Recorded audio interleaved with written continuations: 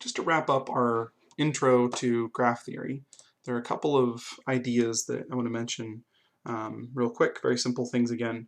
A couple more definitions. First of all, when we talk about a graph, we can also talk about a subgraph. Kind of like when we talked about set theory, we had subsets. Subgraph, you might imagine from the name, means a smaller graph that's sort of a piece of the larger graph. So to make a subgraph, say you've got a graph you're working with, if you want to make a subgraph out of it, what you can do is remove some vertices, so one or more. And then when you do this, you want your leftover graph, right, the subgraph, you want that to still be a graph, which means you can't have edges that go to nothing. So if you remove a vertex, you have to remove any edges that connect to it as well, so that you don't have these sort of orphan edges that go to nothing. So remove vertices and then any edges that connect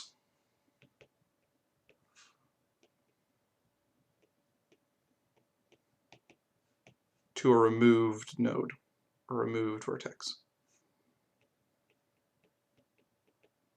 So for example, let's say we have a graph like this.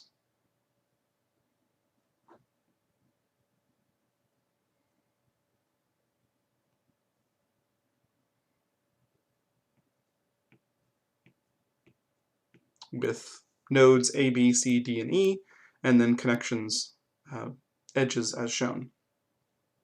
So to make a subgraph, let's say for example, the way we decide to make a subgraph is to remove the node D, to remove that edge there. So what I'm actually going to do to visualize this is I'm going to copy this over here, and rather than redrawing it, I'm just going to erase. So if I erase node D, now we have three edges that connect to nothing. So if I remove those three edges,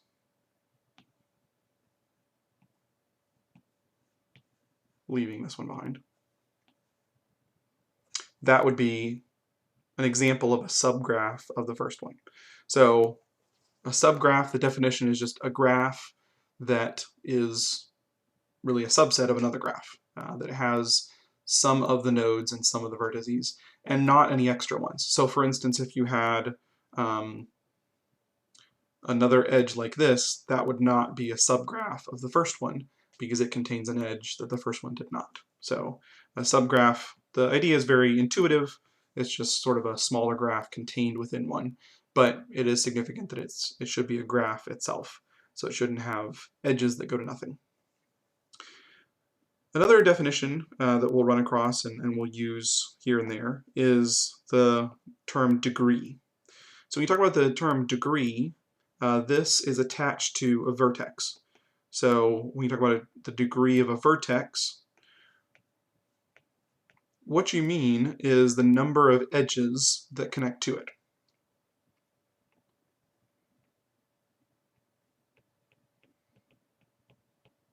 So for now,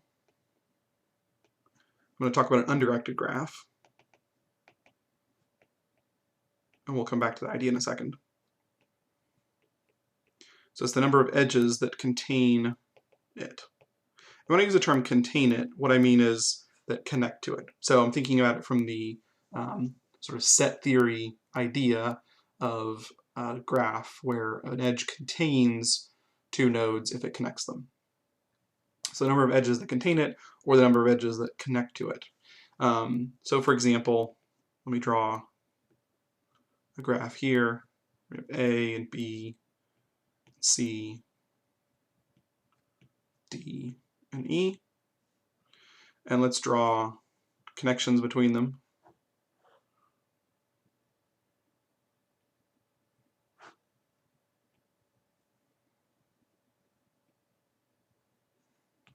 Notice, by the way, this is not a simple graph. We have both loops and multiple edges, so that's a multigraph. We can go through and kind of count the degree of each vertex just by looking at how many edges connect to it. So I'll put the degree in red. The degree of A is obviously 0 because there are no edges that connect to it. It's an isolated node, so it has no degree. B would have a degree of 1. C would have a degree of 4, right, because there are 4 edges coming into it. D would have a degree of 3. And then we get to E, and E is interesting because you might look at it and you might say, well, there are 3 edges that connect to it, because this edge is really only 1, and so it connects to it just once, so you might count 3. But it turns out that by convention, we count a loop twice. And so really what you're doing is you're looking at this node and looking at how many edges come into it or go out from it. And there are really 4 of those, even though 2 of them belong to the same edge. So you count a loop twice.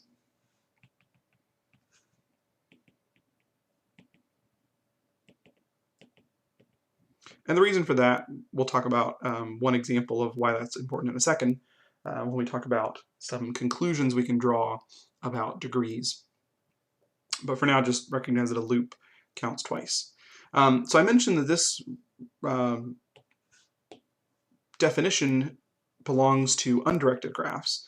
With directed graphs, you can still talk about degree, but more likely you would talk about the outgoing degree and the ingoing degree. So each vertex would have 2 degrees associated with it, how many edges go out of it and how many edges come into it, and you would count them just like you do here. So degree, this concept also applies to directed graphs, but you just need to account for the possibility that you have an incoming degree and an outgoing degree. There are 2 simple theorems we'll look at that relate to degree, and both of them should be fairly straightforward to understand. So first of all, one theorem says that if you add up the degrees for all the vertices, again in an undirected graph, you can think about how you would change this for a directed graph. But for an undirected graph, if you add up all the degrees for all the different vertices, what you will get is an even number. Now let's go back and look at our example.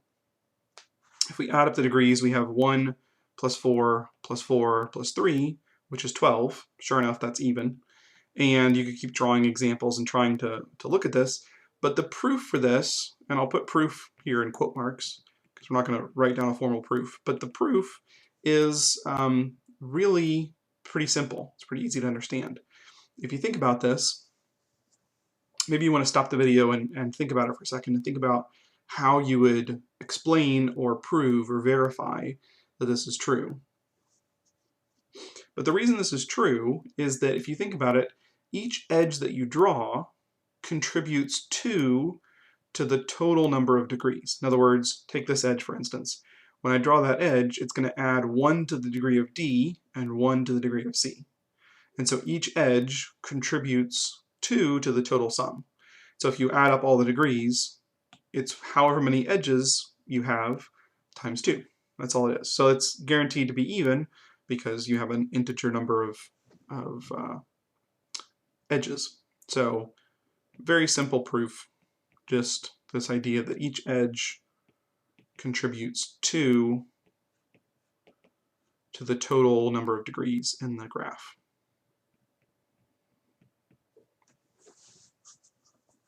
Now this leads us into a second theorem. We can use that first one to prove this one. This theorem says that if we start with an undirected graph, again, if you change this to a directed graph, I'll let you think about how this would change. An undirected graph has an even number of vertices with odd degree. In other words, if you go through and do as we did, counting the degree of each vertex, if you look at the ones that have an odd degree with them, and you count those up, there's going to be an even number of them. In our example, if you go through and look for which ones have an odd degree, you find 2 of them. So there's either going to be no nodes with an odd degree, or 2 of them, or 4 of them, or 6 of them, or 8 of them, but you'll never have a graph drawn correctly that'll have 3 nodes with odd degree. Now let's think about why that's true. And again, you might want to pause and think about how you would prove this. It's a little bit more involved than the last one, but we can use the last one to prove this.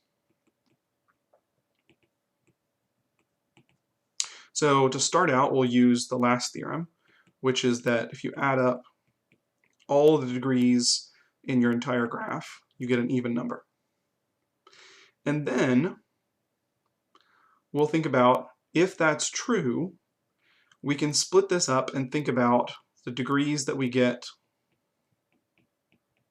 from even nodes, and we can think about the degrees from odd nodes. And so if we add them up separately, so we've used this summation notation before, so this just means add up all the degrees from each of them. You add up all the degrees from the even ones and all the degrees from the odd ones, and then add those together, you've got all of your degrees. So this total degrees you can split into these 2 categories, where you think about separating out your even ones from your odd ones, and then adding them up separately and getting 2 different sums. If you do that, that still needs to be even, right? Because the total degrees all add up to even ones. Now, if you think about this first part, the degrees from the even nodes, is definitely going to be even, right? Because if you start with an even number of nodes and start adding them up, you're going to get to an even value. So the degrees from odd nodes have to be even as well. So for the first one, if you add even numbers together, you get an even number. So if you've got an even number of nodes, or all the nodes that have an even degree, rather, and you start adding those up, you're going to get even numbers every time you add one on. So no matter how many even nodes you have, you're going to get an even number from that. So if you're going to add these 2 together, back when we were talking about proofs, we looked at things like this, and it turns out that to get an even number here, if this is even, this also has to be even, right? Because the sum of 2 even numbers is even, the sum of 2 odd numbers is even, but the sum of an even and an odd is odd. So if the first one is even, the second one has to be even. So if these odd nodes, we add them up, with a little bit of thought, you should be able to see why there must be an even number of these. Because again, if you add 2 odd numbers together, you get an even number. But then if you add on a 3rd odd number, you get an odd number. Adding a 4th odd number goes back to even. And so if this has to end up being even, there must be an even number of them that you add up. So anyway, you can think about that a little more on your own, but it's a relatively simple proof just using the previous theorem. But things like this are the kind of things that Euler started thinking through when he started developing graph theory and kind of looking at what implications follow from just the simple idea of drawing a picture with vertices and edges among them. So a very simple start, and there are conclusions like this that may be a little bit surprising, but with a little bit of thought, you can prove them.